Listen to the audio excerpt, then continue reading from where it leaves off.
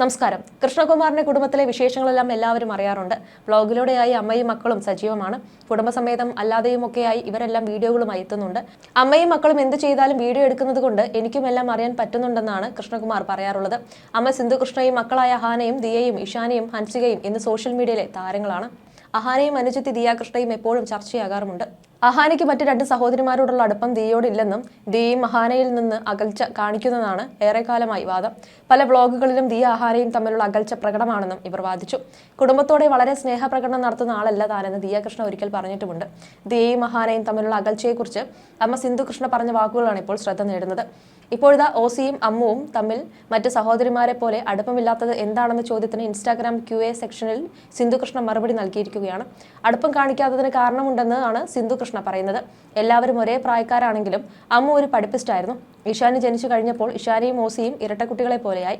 എപ്പോഴും ഒരുമിച്ചായിരിക്കും, എല്ലാ കാര്യങ്ങളും ഒരുമിച്ച് ചെയ്യും. അമ്മു വീട്ടിലെ ബിഗ് ഗേൾ ആയിരുന്നു. അമ്മു ഒരു ടീം, ഇഷാനിയും ഓസിയും ഒരു ടീം. വേണ്ട സമയത്ത് ഇവരെല്ലാവരും ഒറ്റക്കെട്ടാണ്. ഹൻസു ജനിച്ചപ്പോഴേക്ക് അമ്മു സീനിയർ ക്ലാസ്സിലെത്തി. എപ്പോഴും ട്യൂഷൻ. ഓസിയും ഇഷാനിയും എപ്പോഴും ഒരുമിച്ച്. ഒരു ബോണ്ടിങ്ങിനുള്ള സമയം അവർ തമ്മിൽ ഒത്തു വന്നില്ലെന്നും സിന്ധു കൃഷ്ണ പറഞ്ഞു.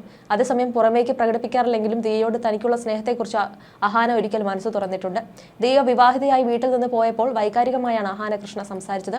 വിവാഹം സന്തോഷമുള്ള കാര്യമാണെങ്കിലും ഇത് ഞങ്ങളുടെ കുടുംബത്തിൽ വലിയ മാറ്റമാണ്. വീട്ടിലെ ആദ്യത്തെ കല്യാണമാണല്ലോ, പോകെ പോകെ ശരിയാകുമായിരിക്കും.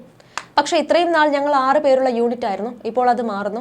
ഓസി അവിടെയുണ്ട്, പക്ഷേ എപ്പോഴും ഉള്ളത് പോലെയല്ലല്ലോ. പണ്ട് അടിയായാൽ ഇറങ്ങിപ്പോകുന്നു എന്നൊക്കെ പറയും, പക്ഷേ ഇറങ്ങിപ്പോകാൻ വേറൊരു സ്ഥലമില്ലല്ലോ. ഇതാണല്ലോ നമ്മുടെ വീട്. പക്ഷേ ഇനി അങ്ങനെയല്ല. അവൾക്ക് അവളുടെ വീട്. കഴിഞ്ഞ 26 വർഷം എൻ്റെ ജീവിതം എങ്ങനെയാണോ അതിൽ നിന്ന് ചെറിയ വ്യത്യാസം ഉണ്ടാകാൻ പോകുന്നു. നമ്മുടെ വീട്ടിൽ നിന്നിരുന്ന സമയത്ത് ഉറങ്ങാനും ഭക്ഷണം കഴിക്കാനും മാത്രം വന്നുകൊണ്ടിരുന്ന ഓസി ഇനി വീട്ടിൽ നിന്ന് മാറി നിൽക്കുമ്പോൾ നമ്മളെയൊക്കെ മിസ് ചെയ്ത് കുറച്ചുകൂടി സമയം ഞങ്ങളോടൊപ്പം ചെലവഴിക്കണമെന്നാണ് അഹാന കൃഷ്ണ പറഞ്ഞത്. കഴിഞ്ഞ വർഷമായിരുന്നു ദിയ കൃഷ്ണയുടെ വിവാഹം. ഗർഭിണിയായ ദിയ ആദ്യത്തെ കുഞ്ഞിനെ കാണാനുള്ള കാത്തിരിപ്പിലാണ്. ഗർഭകാലത്തെ വിശേഷങ്ങളും ചടങ്ങുകളും ദിയ യൂട്യൂബ് ചാനലിലൂടെ പങ്കുവെക്കാറുണ്ട്. അടുത്തിടെയായിരുന്നു ദിയയുടെ വളകാപ്പ് ചടങ്ങ്. ദ ഗ്രാൻഡ് വളകാപ്പ് എന്ന ക്യാപ്ഷനോടെയായിരുന്നു ദിയ ചെറിയൊരു വീഡിയോ പങ്കുവച്ചത്. സ്വന്തം ബ്രാൻഡിലെ ആഭരണങ്ങളായിരുന്നു ഇത്തവണ ദിയ അണിഞ്ഞത്. വിവാഹത്തിനും പൂജയ്ക്കുമായി അണിയിച്ചൊരുക്കിയവർ തന്നെയാണ് ഇത്തവണയും ഒരുക്കാനെത്തിയത്. വളകാപ്പ് എന്ന് 2 ഭാഗങ്ങളിൽ എഴുതിയ റൂളിംഗ് ഗ്ലാസും വെച്ചായിരുന്നു ദിയയുടെ എൻട്രി. വിവാഹം പോലെ ആഘോഷമായിരുന്ന ചടങ്ങിന്റെ വിശേഷങ്ങൾ വ്ളോഗായി താരപതിർ പങ്കിട്ടിരുന്നു. എല്ലാം കൊണ്ടും ദിയയുടെ വിവാഹത്തേക്കാൾ മനോഹരമായിരുന്നു വളകാപ്പ് ചടങ്ങ് എന്നായിരുന്നു കമന്റുകൾ. ഇപ്പോഴത്തെ വളകാപ്പ് ചടങ്ങിന് ദിയ കയ്യിൽ അണിഞ്ഞിരുന്ന മെഹന്തിയുടെ ചിത്രങ്ങളാണ് ചർച്ചയാകുന്നത്. ഒരുപാട് മെഹന്തി ആർട്ടിസ്റ്റുകളുടെ കൂടെ ഞാൻ വർക്ക് ചെയ്തിട്ടുണ്ട്.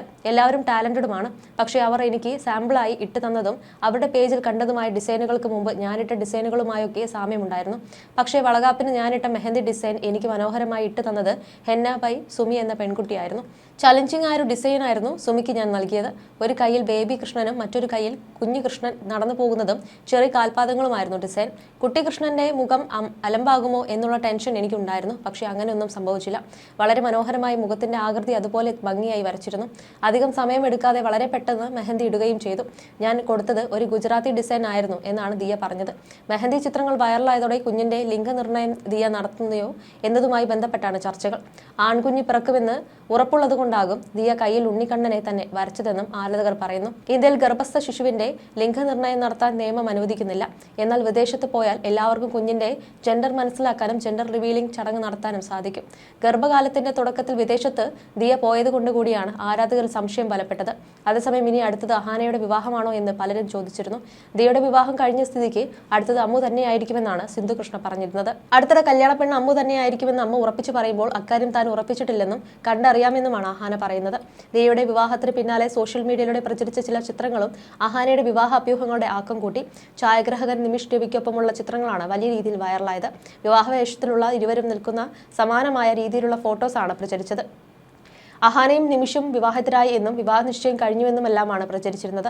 പിന്നാലെ സംഭവങ്ങളിൽ വ്യക്തത വരുത്തി നിമിഷ് രവി രംഗത്തെത്തിയിരുന്നു. തന്നെ വിവാഹം കഴിഞ്ഞിട്ടില്ലെന്ന് നിമിഷ് പറയുന്നു.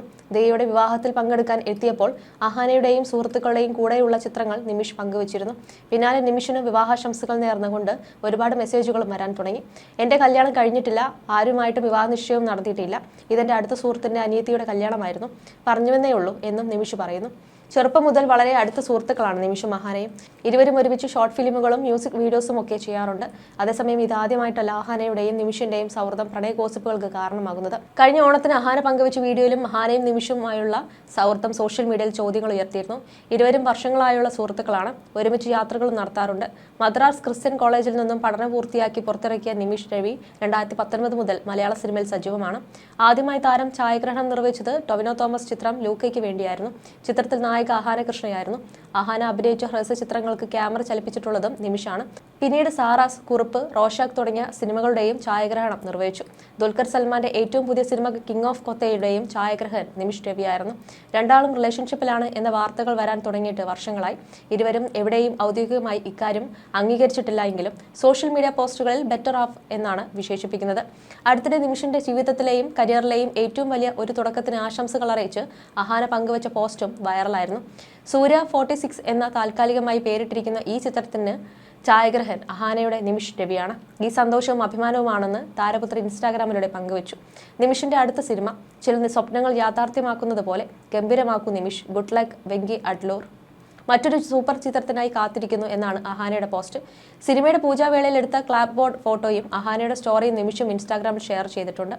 You're watching me on metromatney.com. metromatney.com. Subscribe for more videos. Subscribe for more videos. Subscribe here for more videos. Subscribe now. Thank you.